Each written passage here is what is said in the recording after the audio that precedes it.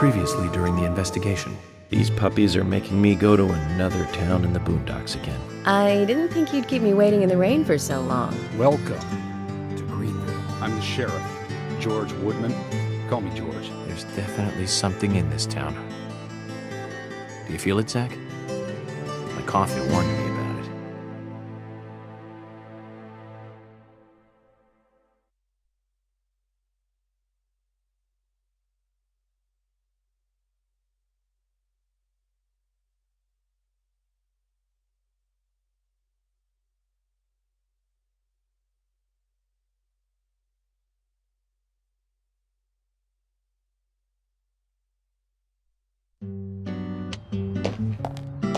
The Greenville General Hospital is down the road by the lake. It's too far to walk. Come on, get in the car. If I'm riding in a car, George, I prefer to be the driver. Can you provide a car for me? What are you talking about? You don't even know how to get there. Which is another good reason for me to drive, George. I need to learn my way around town. Oh, man. Very well. Then I'll ride with you. I want to keep an eye on you. Fair enough. Just one thing, Agent Morgan. Your involvement in this case is limited. That means you don't have to learn your way around town.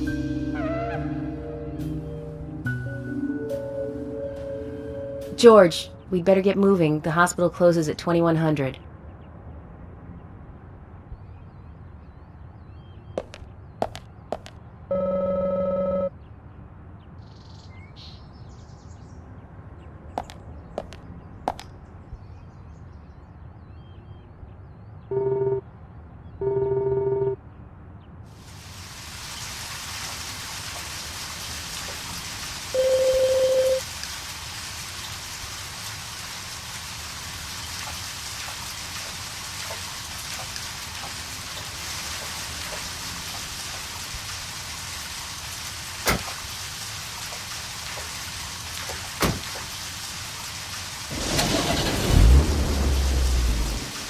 Agent Morgan, get us there quickly, but drive within the speed limit. Just because you have a badge doesn't mean you can drive like a maniac.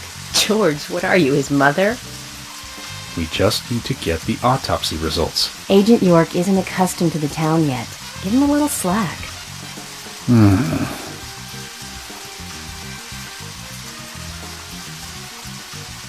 Well then, Agent York, let's get going.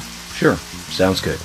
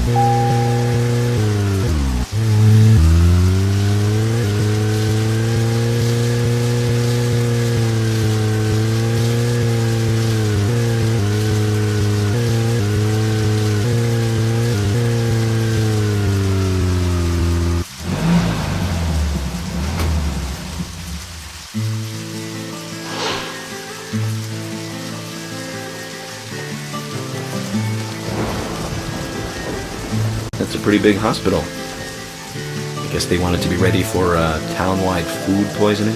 No, it's another leftover from the town's prosperous slumber days. Hard to imagine now, though, isn't it? My mother always talked about how energetic this town used to be. Almost like a gold rush, she used to say. Impressive. But the hotter the fever, the faster it cools. And so now there's hardly anyone left to use this place. It pains me to watch my hometown lose so many citizens. Beyond your understanding, I'm sure. Yes, I'm sorry to say that it is. Indeed. And that's why this case is our problem. There really isn't any need for you to get too involved.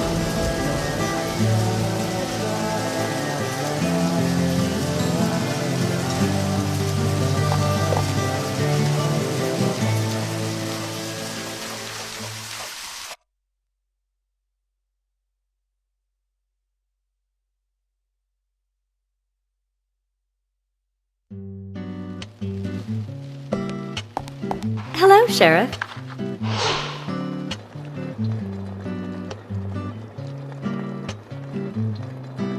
Hi there, Fiona. We're here to see Usha. Do you know where he is? I think Dr. Johnson is in the computer room.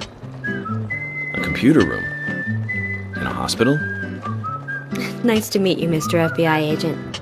The computer room is where our employees share a computer. Very nice to meet you, too.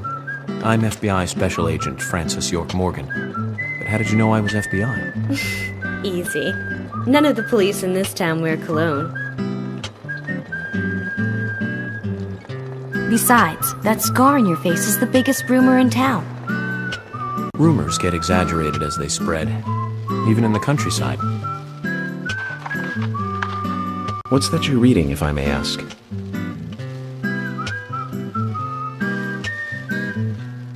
You haven't heard of this yet? It's a recent bestseller mystery.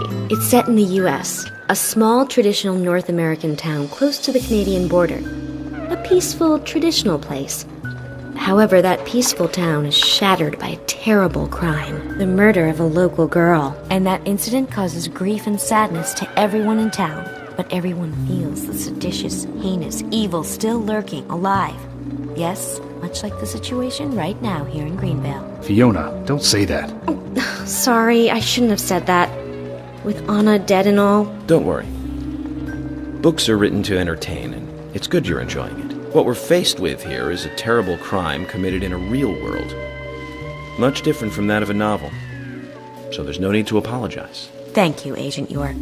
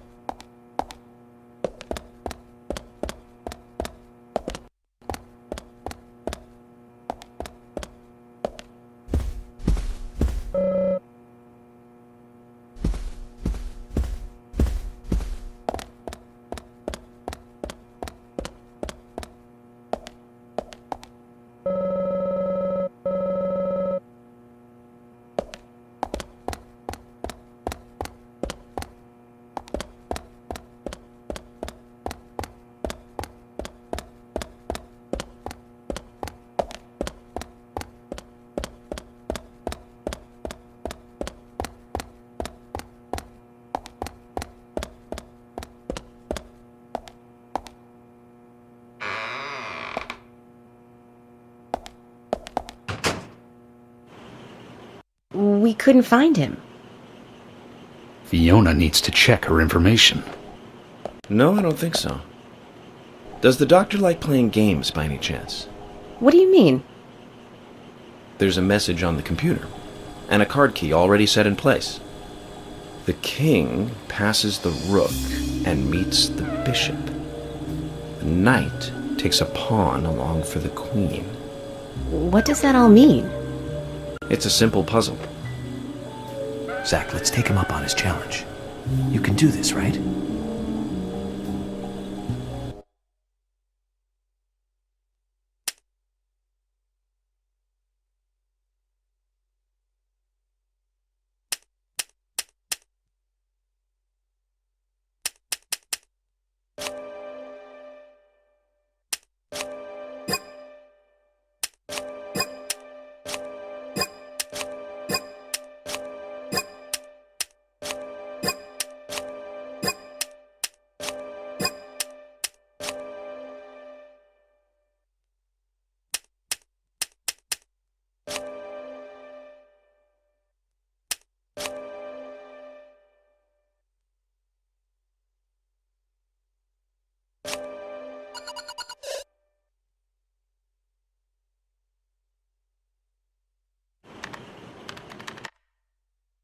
Zach, something is still missing. We need more clues.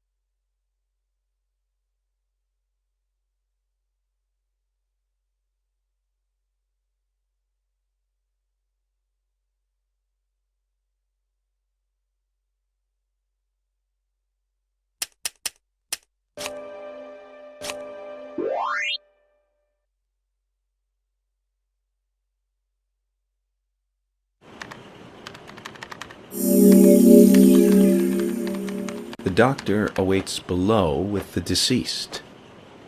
Another code? But there's nowhere to insert a password. More games. I'm going to get Fiona to call Usha up here right now. No need, George. The message appeared with the card key. It's telling us where to use it. This is not the time to be joking around, Agent Morgan. Dr. Usha is below with the deceased. With Anna. Below being underground, I take it. Simple. Simple. Then it's time to meet the mischievous architect of this little game. Nah.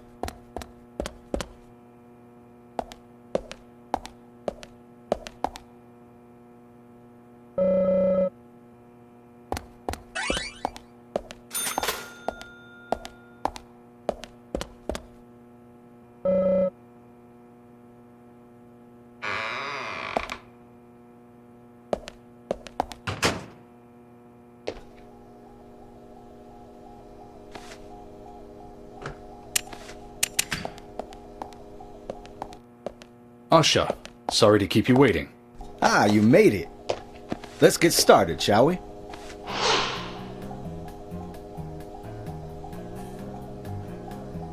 This is Agent Morgan from the FBI. Nice to meet you. I'm Usha Johnson, the doctor in this hospital. FBI Special Agent Francis York Morgan. Please call me York. Everyone calls me that. Very well, Agent York. Are you a forensic practitioner? Let's just say I've dealt with corpses before. That battle of wits, by the way. Did you create that yourself? I just wanted to see if our FBI agent could handle the task. I see. Well, it was pretty fun. Oh, I'm glad you liked it. We don't have much time. We need those autopsy results.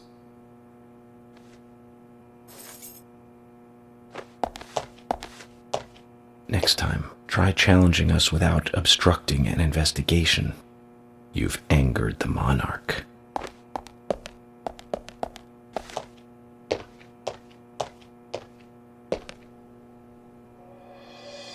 From the onset of rigor mortis, the stiffening of the muscles, the time of death is estimated to be between 20 and 2200 hours.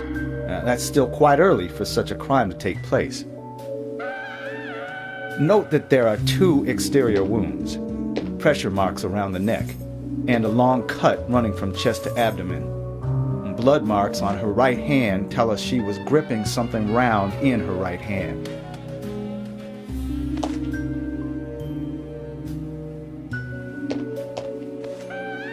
Her skull is also fractured, but that is unrelated to the cause of death. It probably happened to her after she was killed.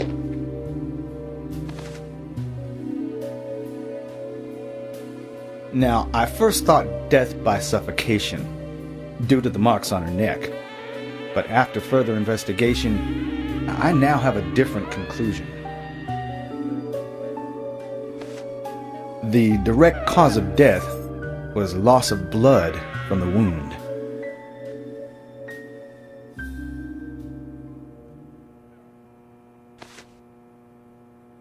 Which means... She was cut up while she was still alive. Yes, a sharp knife was used. It was inserted beneath the sternum and then quickly sliced downwards. The excessive loss of blood from her internal organs is what actually killed her.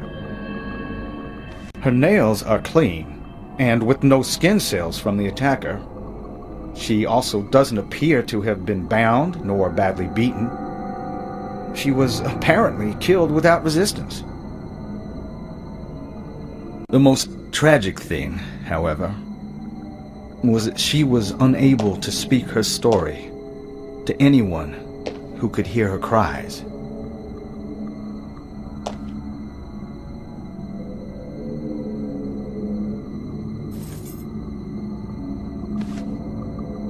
The perpetrator cut out Anna's tongue.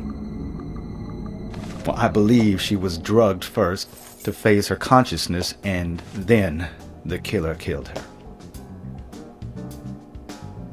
Now, the killer most likely has a deep, traumatized past concerning women. He probably cannot converse with them normally. Cutting out the tongue suggests a very lonely individual. Either that, or a truly hardcore sadist. He must get off on watching women suffer, especially when they can't answer back. Now, he watched as the blood pumped from her body, as she gradually grew cold. Now, a case in Seattle in 1985 was much like...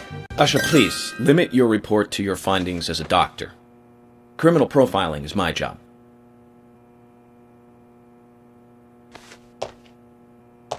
You're wrong, also. Anna died fully, deeply, painfully aware of what was happening to her. But, Tell me, what time did it stop raining on the night Anna was killed?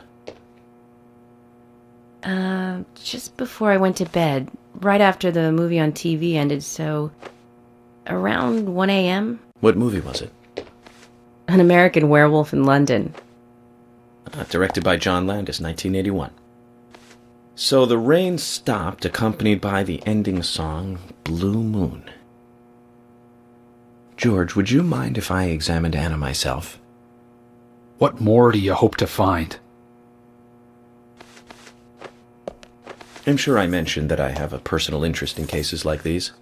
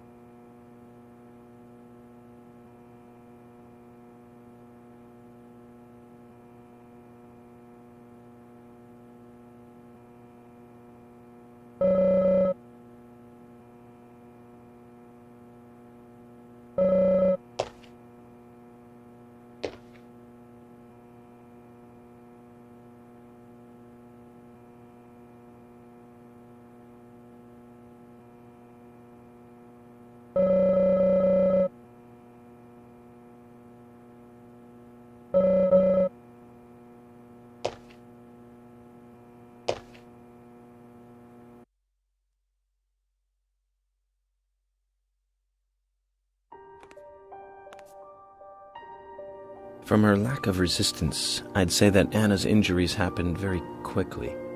Unable to speak, she was then left to cry herself to death. Zach, it's all starting to come together. The perpetrator stayed with her for at least 2 hours until it stopped raining. At the estimated time of her death, it was still raining, but you can still see tear marks on her cheeks. That means she was killed under a roof somewhere. She was then carried into the woods after it stopped raining. There's one other thing. Her tongue was removed with a very blunt knife. In fact, it's more likely it was simply chopped off. Asha, are you a passionate man? Well, not particularly, but I am man enough should the moment call for it. George, how about you? I'm very passionate. Yes. Especially when it comes to women. But I don't see what that has to do with anything. George, the perpetrator is just like you. He's passionate about women. He's a passionate kisser. This was a kiss of death. The perpetrator bit off Anna's tongue. We'll never get a dental print from a wound like this. But this is still a big lead.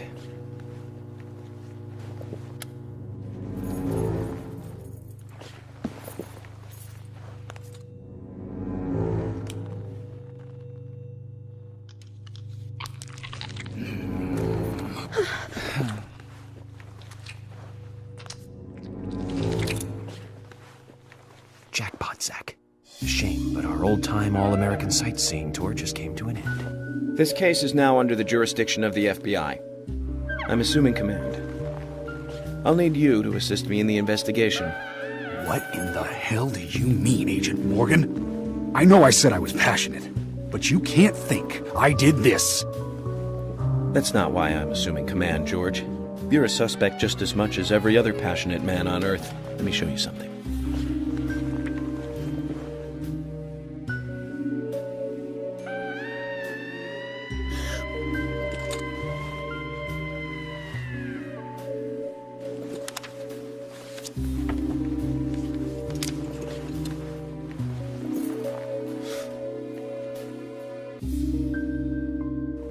There you go.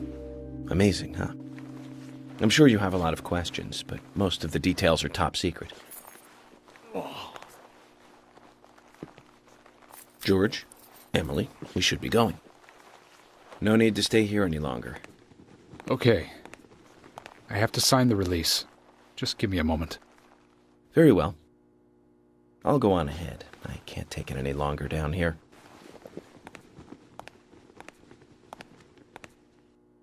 Bishop takes queen. His rook takes your queen.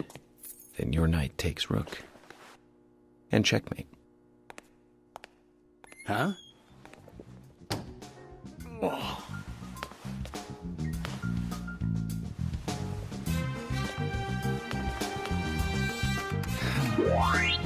My first victory in the Grandmaster ranking.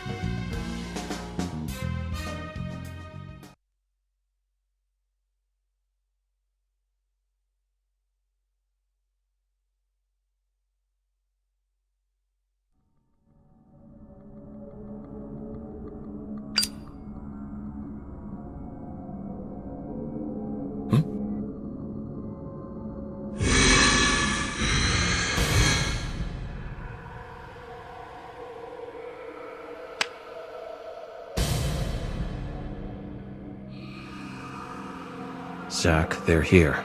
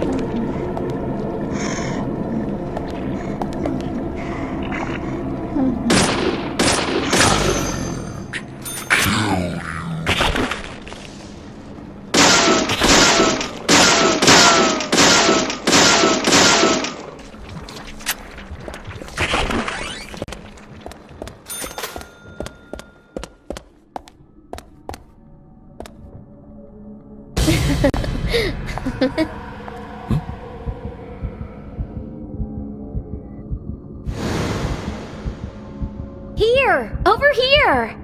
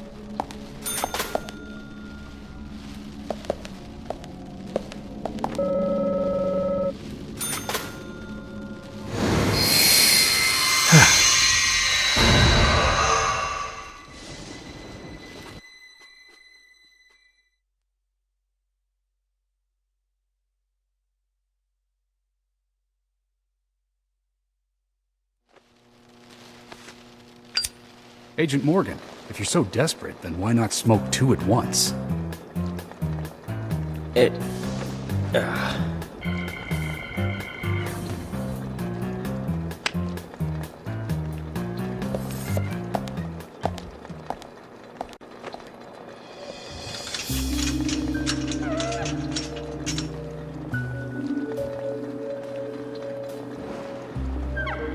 Who's that old man?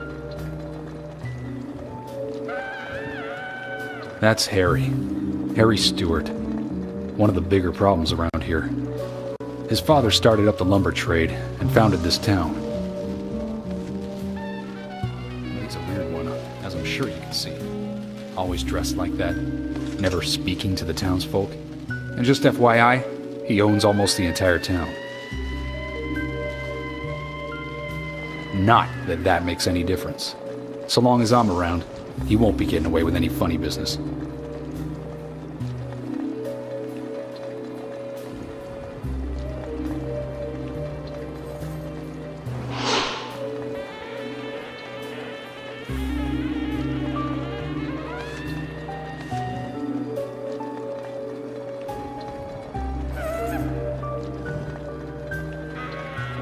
Mr. Francis York Morgan, haste won't lead you to what you seek.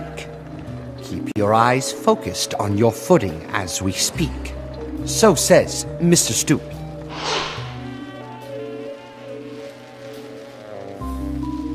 Nice to meet you, too. How did you know my name?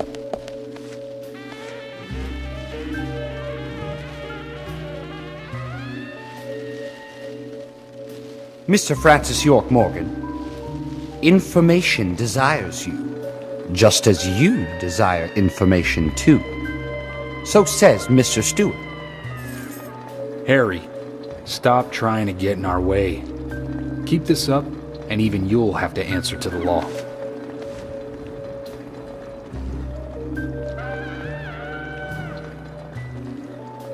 Mr. Francis York Morgan, with each rain our town goes mad. To our disdain, unpreventable. So sad. So says Mr. Stewart. Thanks for the warning. Then we shall depart, Mr. Francis York Morgan.